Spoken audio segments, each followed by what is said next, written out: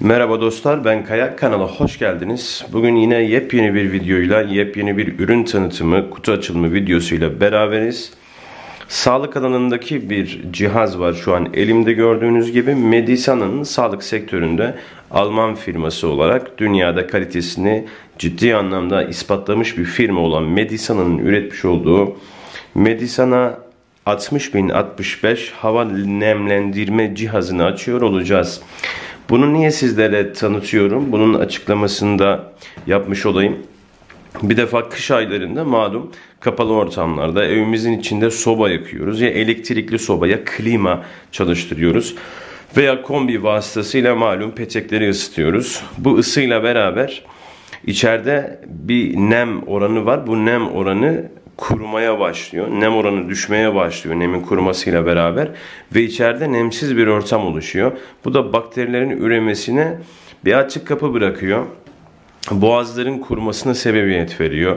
Üst solunum yolu enfeksiyonlarının ortaya çıkmasına davetiye çıkarıyor. Kuru bir hava ortamının bulunması. İşte tam bu sırada Medisana'nın hava nemlendirme cihazı veya buhar makinesi olarak da nitelendirebiliriz, isimlendirebiliriz bu cihazı. Ciddi anlamda 30 metrekarelik alanda şöyle bir yarım saatlik veya 25 dakika 30 dakikalık bir süre zarfında süratle nemi hemen %40 oranının üzerine çıkartıyor. %40 ila %60 nem oranı bir oda için yeterli bir nem aralığıdır. Bu konuda sağlıkçı arkadaşlar varsa da bunun doğruluğunu yorumlara bırakabilirler veya doğru değilse bile doğruluğunu oraya yazarlarsa biz de istifade etmiş oluruz.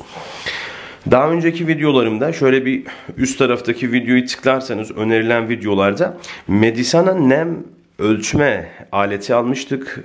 Bununla beraber ortam nemini ölçmüş ve ortam neminin düşük olduğu bir süreçte ise şu makineyi çalıştırmış ve odadaki nem miktarını hemen %40 seviyelerin üzerine çıkarmıştık. 1,5-2 yıldır kullanıyorum dostlar. Hakikaten ciddi anlamda gerek şahsım gerekse aile fertlerim, çocuklarım çok ciddi anlamda bunun konforuna ulaştırar. Geceleri hırlamalar, horlamalar vardı şahsımda da, çocuklarımda da vardı. Fakat şu cihazı çalıştırdıktan sonra hakikaten bu problemler ciddi anlamda ortadan kalkmaya başladı kış ayları için. Yaz ayları için de aynı şey geçerli. Niye? Çünkü içeride sıcak eğer bir iklimde yaşıyorsanız klima çalıştırıyorsunuzdur. Klimanın çalışmasıyla beraber içerideki nemi ne yapıyor? Klima çekiyor. Hani su akıtıyor ya, klimanın dış ünitesi tarafında bir hortum var, o hortumdan su çıkıyor. O aslında içerideki nemi, buharı alıp dışarıya atıyor. Dolayısıyla bu cihaz ise oraya takviye nem ekliyor ve ortam yaşanılabilir standartta bir ortam oluşturmaya çalışıyor. Ben çok fazla sözü uzatmadan bu işi zaten bu cihazı arayanlar neden aradıklarını biliyorlardır. Sadece bilmeyenler için bir öncül bilgi vermek istedim. Cihazımız Alman markası dostlar. Işıklı bir model. Türkiye'de 850 TL civarında fakat yurt dışında 30-25 avro civarında bulunabiliyor. Ben de bunu Amazon Almanya yani Amazon.de üzerinden yaklaşık 1,5-2 yıl önce kargo, vergi, toplam dahil toplam totalde 30-31 avroya satın almıştım. Şimdi dostlar şurada hemen gördüğünüz gibi cihazın kendisi ve cihazın alttaki motoru şurada oluyor. Efendim şurası su haznesi, yani yanılmıyorsam 2,5-3 litrelik bir su alıyor. Bu da 1-1,5 ay gidiyor. Ama bizim burada dikkat etmemiz gereken husus şu: haftada bir bu suyunu boşaltalım. Temizliğine riayet edelim, dikkat edelim. Çünkü bakterilerin üremesine elverişli bir ortam. Sağlıklı olalım derken tam tersi sağlığımızdan olmayalım bu cihazdan dolayı. Kutu açılımına bakarsak daha önce açmıştım. Sadece sizlere içerisinde neler var bunu göstermek adına tekrar kutuyu açıyor olacağım. İçerisinde açıkçası ayakkabılar var. Çocuklar hanım için ayakkabılarını koymuş. İçinde çok fazla bir şey yok. İşte malum bir sünger var ve kullanım kılavuzu söz konusu. Almanya'dan aldığımız şu cihazın içinde Türkçe kullanım kılavuzu yoktu ama YouTube'da çok değişik farklı videolarda bunun kurulumunu gösteriyor olacak. Bunun Türkiye'deki ilk gösterimini de inceleme dükkanı farkıyla görmüş oluyorsunuz. Hemen hızlıca cihaza geçelim arkadaşlar. Cihaz karşımızda. Cihaz şu dostlar, iki parçadan oluşuyor. Şu üst tarafı gördüğünüz gibi su haznesi. Şuradan buharı veriyor dostlar. Şurası ise malum yaklaşık 2,5-3 litrelik bir su haznesi alanı. Şuradan suyu alıyor. Suyu buraya boşaltıyoruz. Şu musluk ibaresini size göstermiş olayım.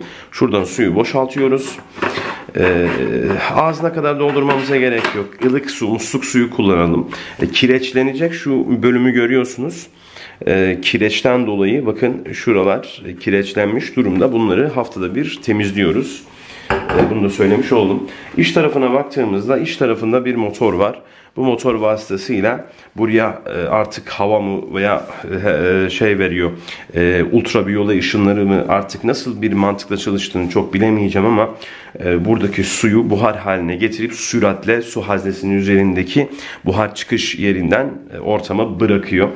Işıklı bir model olduğunu söylemiştik. Bu lambanın yanması suretiyle hem su haznesini ışıklandırıyor hem de o off tuşu, bakın on tuşu ve daha sonrasında ise kademe tuşları var. Maksimuma kadar getirebiliyoruz. Çok ciddi bir buhar verdiğini birazdan size çalıştırdığımda görüyor olacaksınız. Gece lambası niyetiyle de kullanılabilir. İçeriği çok güzel aydınlatıyor. Şu an gündüz ortamındayım. Gece ortamında olsaydık çok güzel bir şekilde içeriği loş bir ışığa buladığını görecektiniz. Ben hemen suyu alayım ve içerisine su haznesine suyu boşaltalım. Ve daha sonrasında cihazın nasıl çalıştığını, nasıl bir buhar verme gücüne sahip olduğunu beraber görüyor oldum. Suyumu aldım dostlar. Şu arkada görmüş olduğunuz az önce söylediğimiz musluk ibaresinin resminin bulunduğu kapağı açıyorum. Ve içine suyu boşaltıyorum dostlar. Yani yaklaşık 2,5-3 litre alıyor. Ama şuradaki sürahi bir haftalık yetiyor bizim için açıkçası. Kapağını kapattıktan sonra dostlar cihazın üzerine yerleştireceğiz. Ve cihazı çalışır vaziyete sokacağız. Şık bir ürün. Hani biraz kaba duruyor ama hakikaten herhangi bir görsellik açısından herhangi bir bozulma söz konusu değil odada. Güzel bir şey olarak duruyor. Güzel bir aksesuar olarak da masa üzerinde değerlendirebilirsiniz. Suyumuzu koyduk. Şuradaki kademe düğmesinden sağ tarafa çevirmek suretiyle 10 bölümüne getiriyoruz. Ve daha sonra bakın istediğimiz seviyede ayarlıyoruz. Bakın şuradaki buharın çıkışını görebiliyorsunuz. Biraz daha yakınlaştırayım. Bakın kameranın her tarafını nasıl buhara buladığını görüyorsunuz. Hakikaten yani bu adamlar muazzam bir iş yapmışlar. Farklı bir modele asla yönelmeyin. Bunu bulabiliyorsunuz. Hiç pahalı modellere gerek yok. Türkiye'den satın almıyorsanız bile Almanya Amazon buraya gönderimini sorunsuz bir şekilde yapıyor. Kargoyu, vergiyi ödeyelim. Cihazı buraya getirelim. Bize toplam maliyeti yani 300-350 liraya geçmeyecektir. Türkiye'de 800 liraya Amazon.com.tr üzerinden satışta olduğunu da burada bildirmiş olayım. Şöyle biraz daha yakından göstermiş olayım. Bakın şuradan buharın çıktığını görebiliyoruz. Zaten evet şuradan uç tarafından yakınlaştırdığımda buharı görebiliyorsunuz dostlar. Hakikaten faydalı bir ürün. Kış aylarında Türkiye'nin her yerinde kullanılabilmesi gerekli olan bir ürün. Yaz aylarında ise sıcak iklimlerde klimanın çalıştığı ortamlarda kullanmak daha faydalı olabilir. Böyle faydalı paylaşımların devam etmesi adına eğer kanalıma abone değilseniz abone olmanızı sizden rica ediyorum. Ayrıca videoyu beğendiyseniz beğenme tuşuna, beğenmediyseniz de beğenmeme tuşuna basmayı ihmal etmeyin. Beğenmeme tuşuna basmanız da bizim için bir eleştiri mahiyetinde bunu kabul ediyor olacağız ve kendimizi geliştirme noktasında adım atmaya çalışacağız. Profesyonel olmadığımı her videomda ifade ediyorum. Elimden geldiğince sizlere faydalı videolar çekmeye çalışıyorum.